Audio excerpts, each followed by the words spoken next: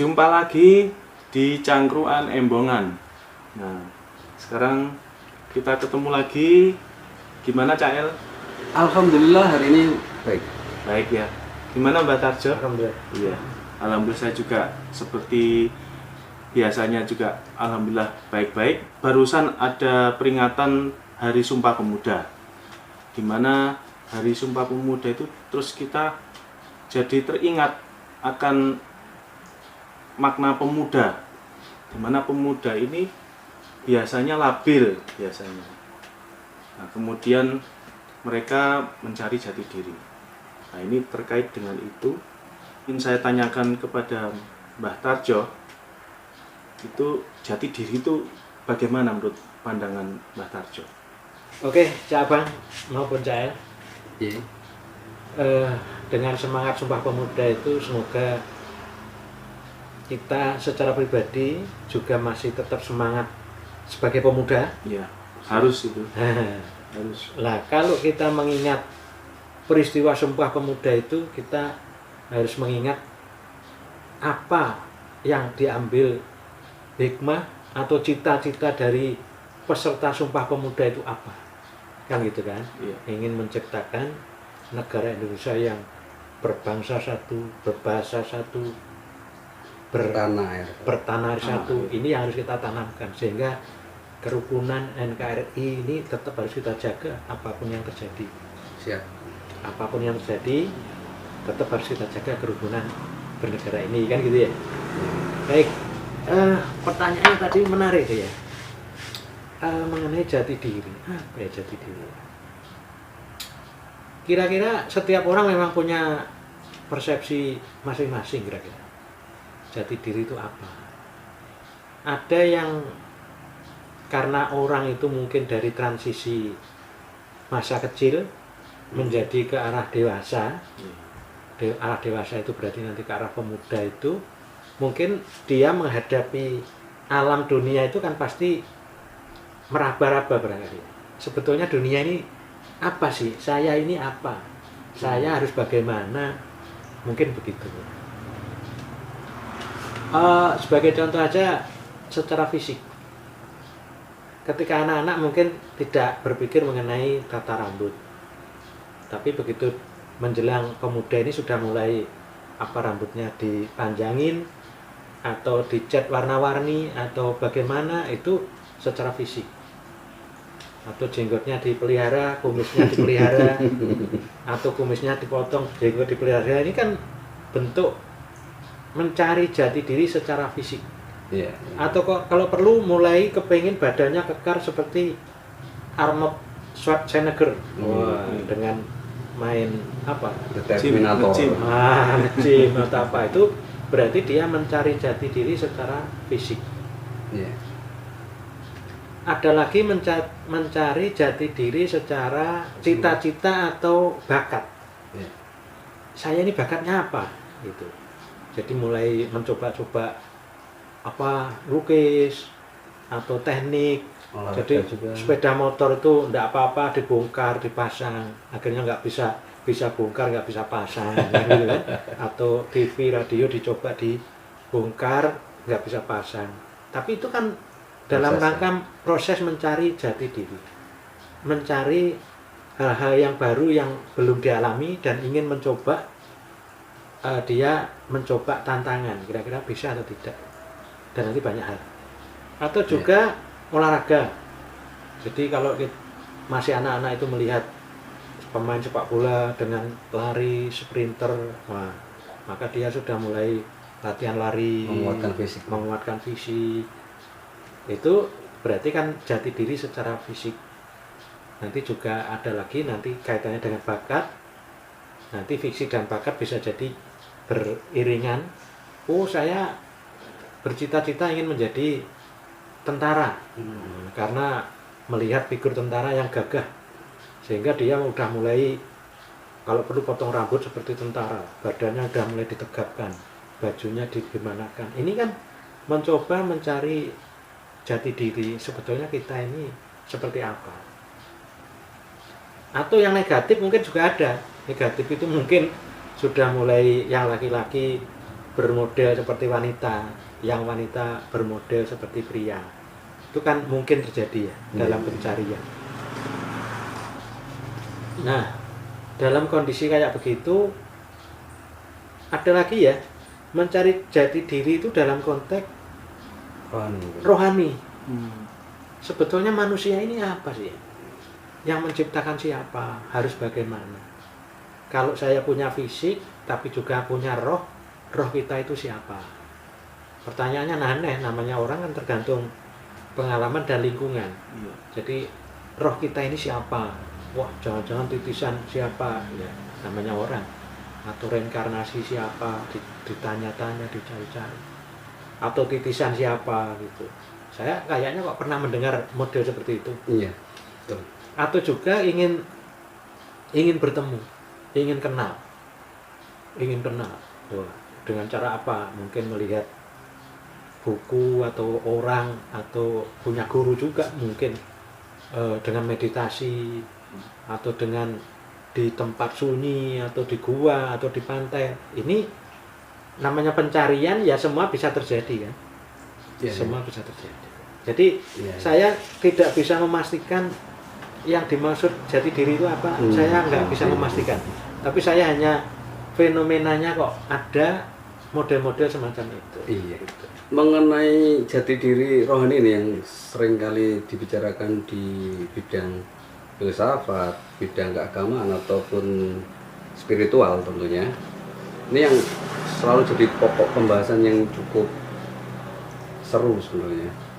Jadi kalau menurut Mbak Tarjo, seperti apa jalan yang harus kita lakukan untuk pencarian jati diri kita sebagai manusia, siapa penciptanya, ke arah mana kita akhirnya, seperti itu kira-kira Mbak? Ya, secara umum kita pahami bahwa bahasa yang dikenal oleh anak pertama kali itu kan bahasa ibu ya. Iya. Artinya ketika berkembang maka kehidupan anak ini sangat dipengaruhi dari lingkungan keluarganya. Ya. Sehingga mungkin kebiasaan orang tuanya ini juga akan berpengaruh kepada si anak. Mungkin ya. Kalau bapaknya ahli di bidang pengobatan, anaknya mungkin mulai berpikir di pengobatan.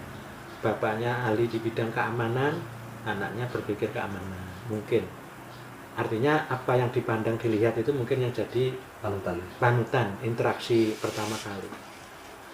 Nah, bagi orang tua saya kira juga harus menyadari fenomena itu ada, fenomena anak itu ada. Jadi ini kan mestinya perlu kontrol. Jangan sampai biarkan anak itu mengalir dengan sendirinya, kan kasihan. Kan perlu pendidikan. Nah, yang ketika orang tua itu tidak paham tentang apa yang dimaksud jati diri. Kalau mengenai cita-cita atau olahraga tadi mungkin paham ya. Banyak normal ya. Artinya sepenting anaknya suka olahraga ya orang tua pasti mendukung, ya. Pasti memfasilitasi, pasti seneng kan gitu kan. Mau masuk klub bulu tangkis atau klub sepak bola itu orang tua saya pikir mendukung, nggak ada masalah. Dan mungkin orang tua sudah berpikir oh ini nanti akan seneng di bidang olahraga ini di luar profesi, cita-cita mungkin pekerjaannya apa, tapi secara hobi itu kan masuk hobi kan ya, orang tuanya sudah paham, berarti kan tidak perlu khawatir ya, termasuk di pendidikan formal nanti tinggal mengarahkan dan bisa jadi diarahkan ke situ apa sekolah-sekolah khusus yang berkait dengan bakat atau sekolah khusus yang berkait dengan yang menunjang cita-cita itu nanti kan bisa dicari oleh orang tuanya dengan berkonsultasi dengan orang yang ahli ya. Nah, ada juga yang berkait pencarian jati diri yang sifatnya gaib. Tadi ketika rohani. Kalau bicara rohani berarti kan hal yang gaib, berarti hal yang tidak nampak. Jadi katakanlah apa benar manusia itu ada fisik, ada roh. Nah, terus roh itu apa bisa ditemui, apa bisa dikenali, apa bisa diajak bercakap-cakap. Ini kan fenomena ini kan berkembang. Di YouTube pun saya pikir juga berkembang banyak fenomena. Yang membahas, banyak yang membahas seperti itu. Nah, saya kira orang tua harus paham bahwa si anak akan mempertanyakan hal-hal yang sifatnya batiniah. Itu orang tua harus memahami.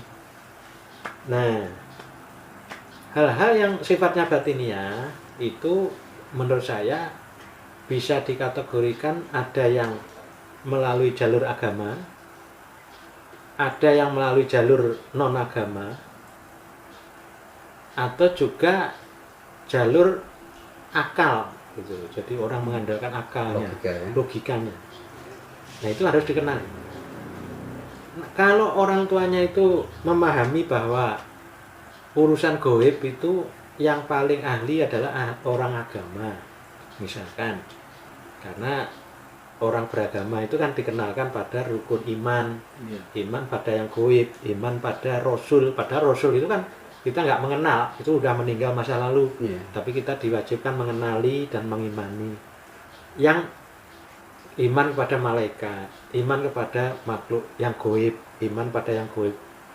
Nah, iman itu kan dikenalkan oleh ahli agama atau guru ngaji atau pendeta atau pedanda, apapun yang itu memang dia ahli di bidang olah batin atau olah agama tadi. Maka orang tuanya bisa mengarahkan si anak itu untuk dekat pada pelajaran-pelajaran keagamaan. Nggak tahu itu sekolah sore atau ngaji atau apa kalau Islam ya. Mungkin begitu. Nah, berarti kan mulai didekatkan pada ahlinya. Jadi kita itu sudah mulai berpikir bahwa semua orang itu sebaiknya didekatkan pada ahlinya, pada orang ahlinya. Nah, bagaimana dengan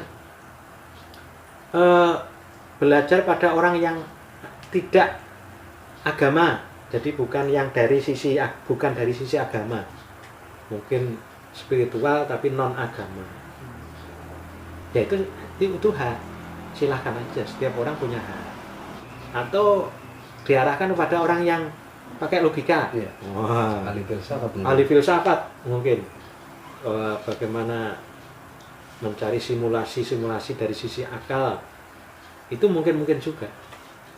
Jadi saya pikir orang boleh memilih langkah-langkah itu, tapi yang paling utama tadi saya pesankan, menurut saya itu mulai berpikir semua itu arahkan pada ahlinya. Iya kan? Jadi urusan itu silakan ahlinya, supaya orang tua juga pekerjaannya ringan, bukan nanti ahli orang tuanya jadi ahli segalanya nanti. Buktinya ngajari 1 + 1 aja juga guru kan, bukan kita, bukan orang tua. Apalagi ngajari yang lebih berat. Meskipun orang tua juga dasar-dasarnya harus paham juga untuk menegaskan dari pelajaran sekolah, kalau sekolah ya, ataupun di ini ya. Ya mungkin kan begitu, tapi kan juga melihat kondisi orang tuanya. Orang tuanya kan tidak bisa dipaksa untuk mengikuti pelajaran anak yang berkembang di sekolah. Ini kan fenomena juga.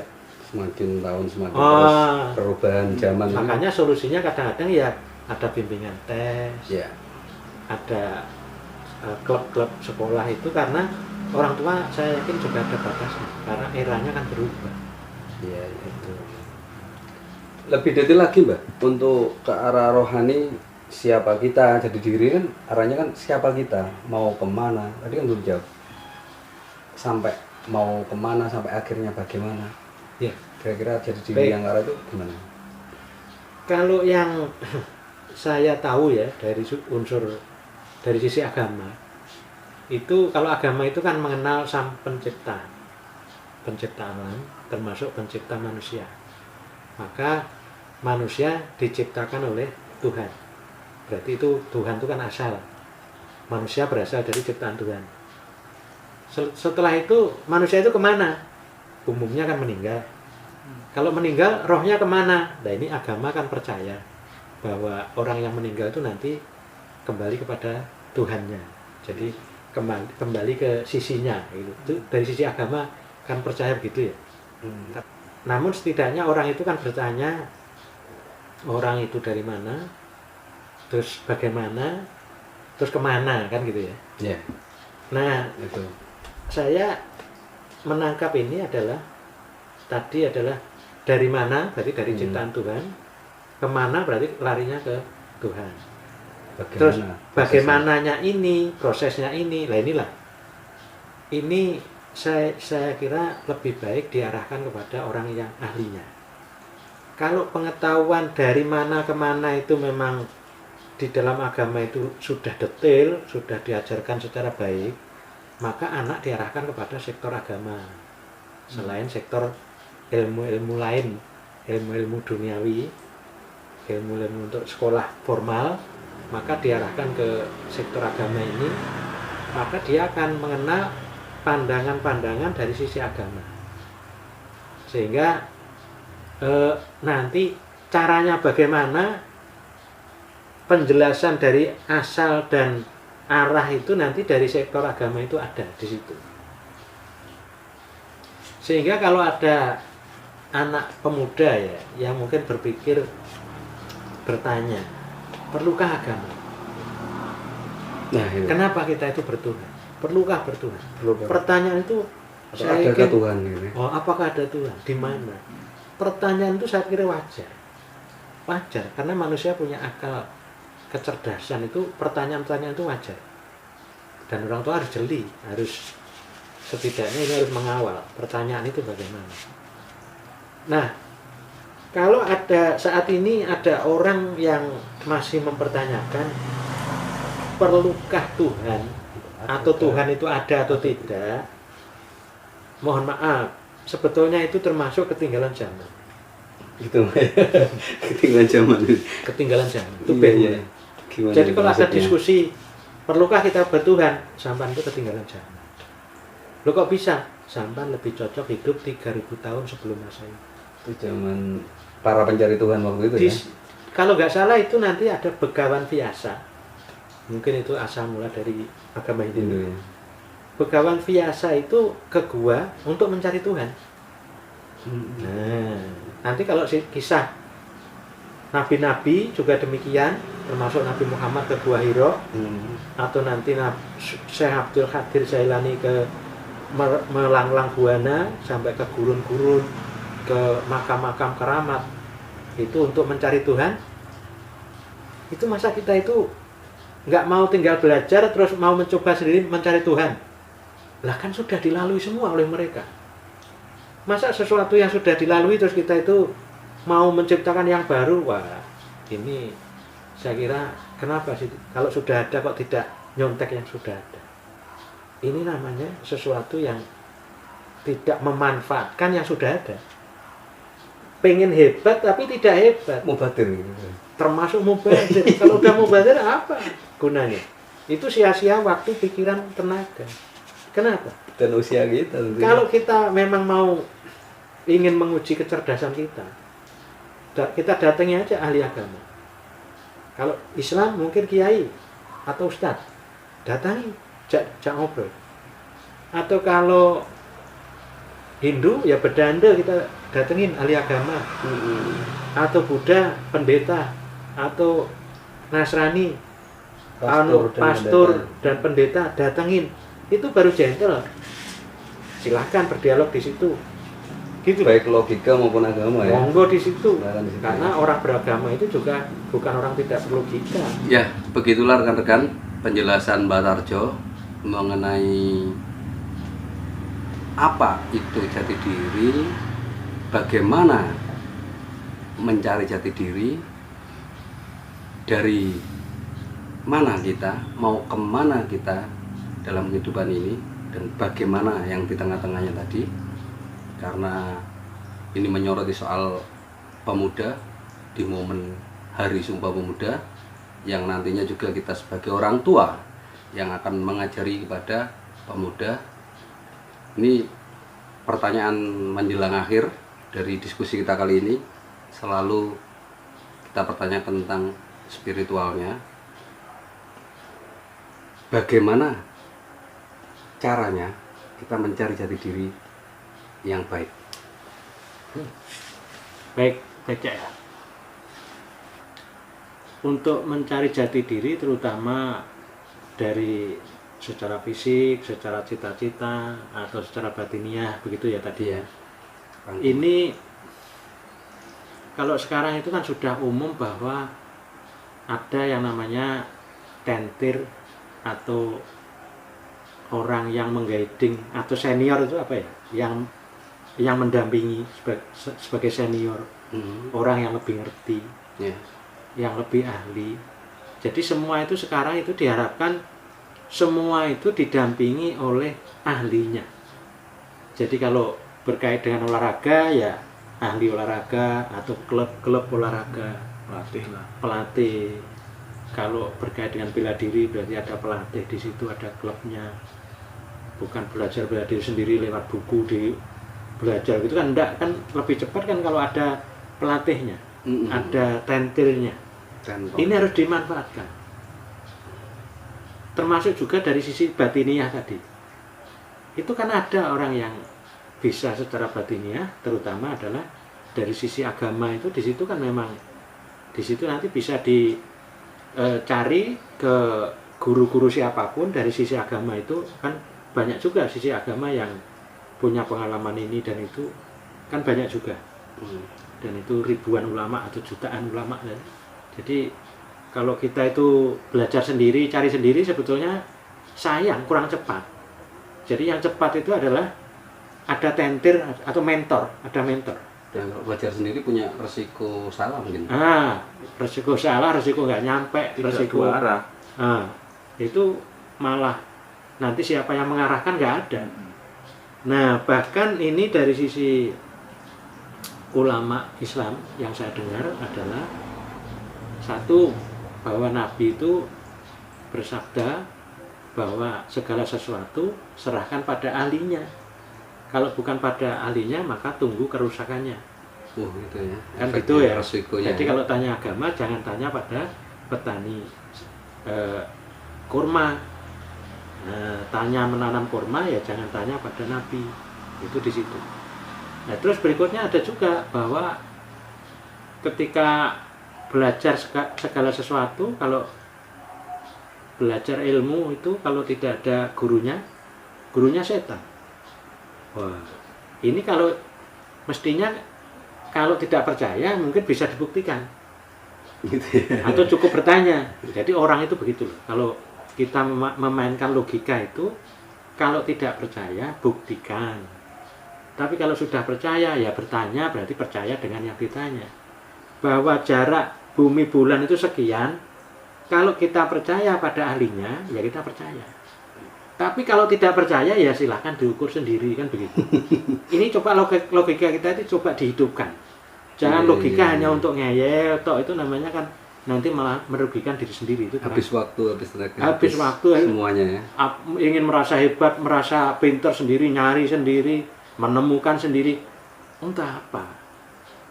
Jadi baik orang tua maupun pemuda, maka untuk lebih cepat segala sesuatu itu merapat kepada ahlinya supaya bisa membimbing. Itu saya kira begitu, Cak. Jadi terima kasih penjelasannya. Saya jadi tambah tercerahkan ini untuk kali ini. Jadi dari saya cukup. Dari Mbak Tarjo Cukup. Atau silakan ya Bang. Ya, saya juga cukup. Secara gamblang sudah kita dapatkan penjelasannya, dan teman-teman semoga mendapatkan hal yang manfaat. Oke, kita akhiri sampai di sini. Sampai jumpa lagi di tema yang lain.